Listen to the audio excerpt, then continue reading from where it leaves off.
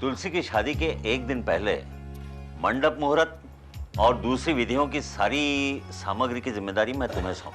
बापूजी, आप बिल्कुल चिंता ना करें। पुजारी जी से पूछकर मैं सारी सामग्री मंगवा लूंगा। अच्छा हिम्मत, वो सुहासी का कार्ड तुम्ही ने पोस्ट किया था ना?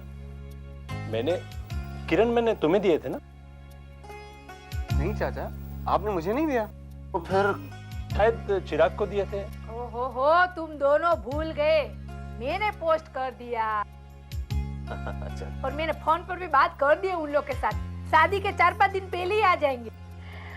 और उससे एक दिन पहले मंडप मुहूर्त और दूसरी विधियां होंगी। हमने सबको निमंत्रण भेज दिया। अनुपम की मम्मी का फोन आया था। वो लोग शादी से पहले कुछ प्रोग्राम्स करना चाहते हैं, डांडिया रास वगैरह। लेकिन बेटे, उनका एक ही बेटा है। उनके घर में शादी का ये पहला अवसर है। तो अगर मोना और वो ये चाहते हैं तो हम इनकार भी नहीं कर सकते हैं ना। हमें स्वीकारना ही चाहिए। तो इसमें हर्जी क्या है? मेरे हिसाब से ये प्रोग्राम होना चाहिए और अपने इस घर पे ही होना चाहिए। मुझे लगता है किरण सही कह रहा है, लेकिन शादी में इतना हंगामा करने की कोई जरूरत नहीं है। देखो बेटे, हमें दूसरों के लिए जीना सीखना चाहिए, उनकी भावनाओं को समझना चाहिए।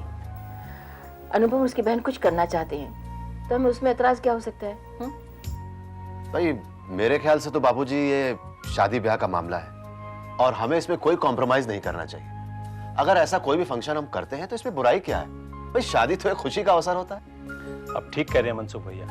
पिछली बार ये जिम्मा चिराग और जेडी को दिया था और इस बार हम चाहते हैं कि इस बार हिम्मत चाचा ये रिस्पॉन्सिबिलिटी आप हमें दीजिए। हम इसका चार्ज लेंगे। हम मतलब कि मैं, किरण भैया, आरती भाभी और पायल। हाँ ये भी ठीक है। चार्ज तो यंगर जनरेशन ही संभालेगी। बिल्कुल सही। इसमें बूढ़े लोगों का क्या काम? क्यों, हम दोनों भी वहाँ होंगे जैसे केबीसी में अमिताभ बच्चन होता है। क्यों दक्षा? बिल्कुल सही कहा आपने। बा, आप दोनों हमारे सेलिब्रिटी कपल होंगे। बा, मैंने तुलसी को अपनी बेटी माना है। अगर उसका कन्यादान करने का मुझे मौका मिले तो मुझे बहुत ही अच्छा लगेगा। तुम तो मेरी मौके जैसी हो,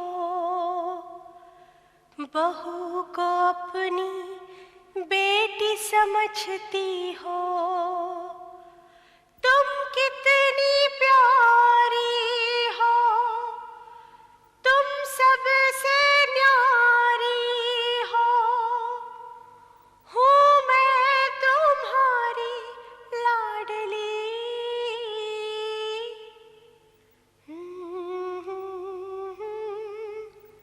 ला ला ला ला। ये हमारी बेटी तुलसी की शादी है। हम सब इस अवसर पर एक होकर शादी को आनंदमय बनाएंगे। तुलसी, बा, इस वक्त सोई नहीं आप? यही बात मैं तुमसे पूछूं बेटे? लगता है तुम कुछ परेशान हो। बा, गौतम को सुलाने के बाद नींद नहीं आ रही थी, इसलिए यहाँ चली आई। तुलसी, घर वालों ने तुम्हारी दूसरी शादी के लिए फैसला किया, ये सुनकर मैं बहुत खुशी हुई। देखो ना, आज भी हमारे परिवार में कितनी एकता है। सब तुम्हें खुश देखना चाहते हैं बेटे। भाई, ये मेरा सौभाग्य है कि मेरे माता पिता, भाई बहन, दादा दादी सब मुझे खुश देखना चाहते हैं। जरूर पिछले जन्म में कोई पुण्य किया होगा जो ऐसा परिवार मिला है। लेकिन बाप, एक दिल की बात बताओ। कहो बेटे।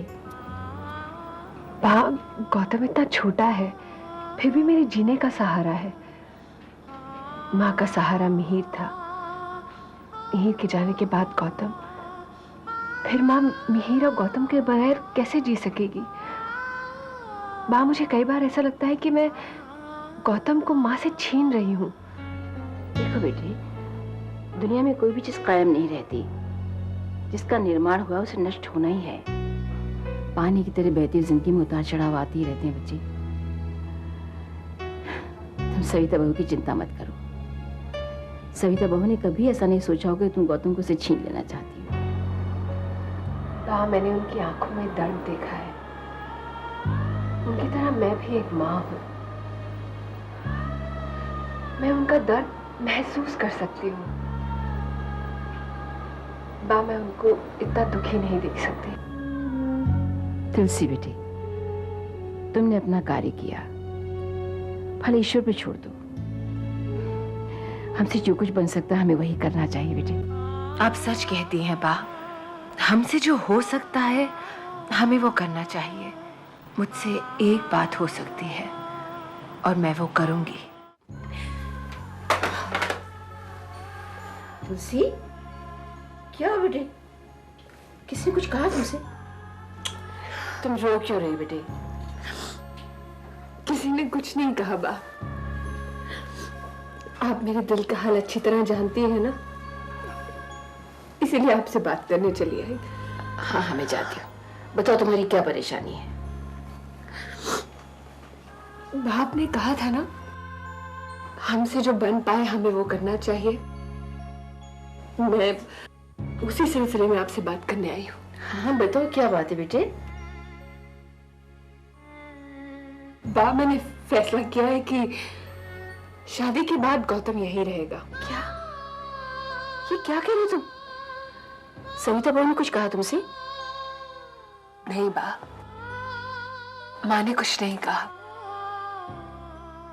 लेकिन जिस माँ ने मिहिर को पाला पोसा, इतने अच्छे संस्कार दिए, मैं चाहती हूँ कि गौतम भी उन्हीं की छाव में पले। लेकिन घर में कोई भी इस बात को नहीं मानेगा बेटी। कोई भी नहीं चाहेगा कि बच्चा माँ से अलग हो। घर वालों को मानना पड़ेगा बा, वरना मैं शादी नहीं करूंगी। यही मेरा फैसला है। लेकिन अचानक ये फैसला? मेरी तो ये समझ में नहीं आ रहा कि तुमने ये किया क्यों, जबकि तुम भी ये अच्छी तरह से जानती हो कि मैं भी यही चाहता हूं कि गौतम हमारे पास आकर रहे। अपने बच्चे को अपने आप से दूर रखना, ये कहाँ का इंसाफ है? अनुपम जी, मैं गौतम के बगैर एक पल नहीं जी सकती, लेकिन माँ को भी तो ऐसी हालत में छोड़ नहीं सकती ना। तुलसी, ये परिस्थितियां हम लोग नहीं बनाते। ये परिस्थितियां हमें कुदरत की देन है।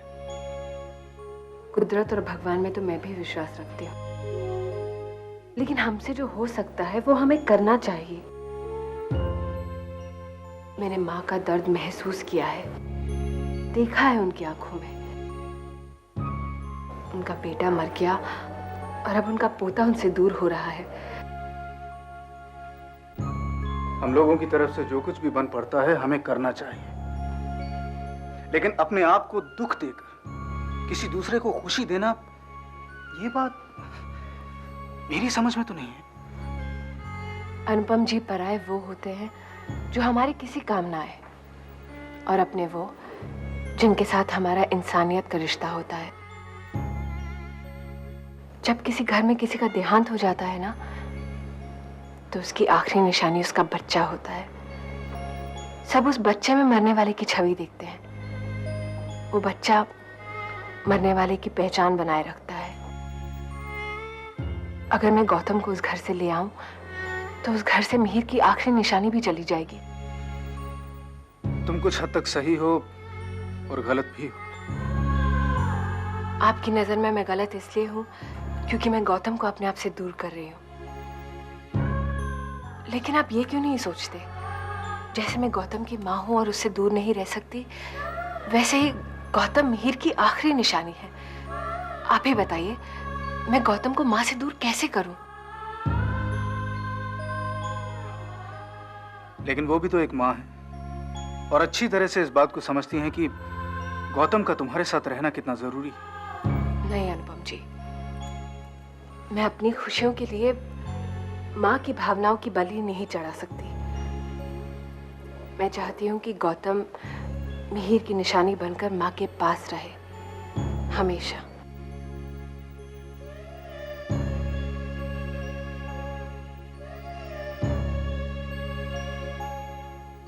अब तुम सही हो या गलत, ये कहना तो मुश्किल है, लेकिन तुम्हारी जो भावना है वो पवित्र है। अगर तुम्हारे घर वाले यही चाहते हैं और तुम्हारा भी यही फैसला है तो एक बात मैं भी कहना चाहूंगा, तुम्हारे इस फैसले में मैं तुम्हारे साथ हूं।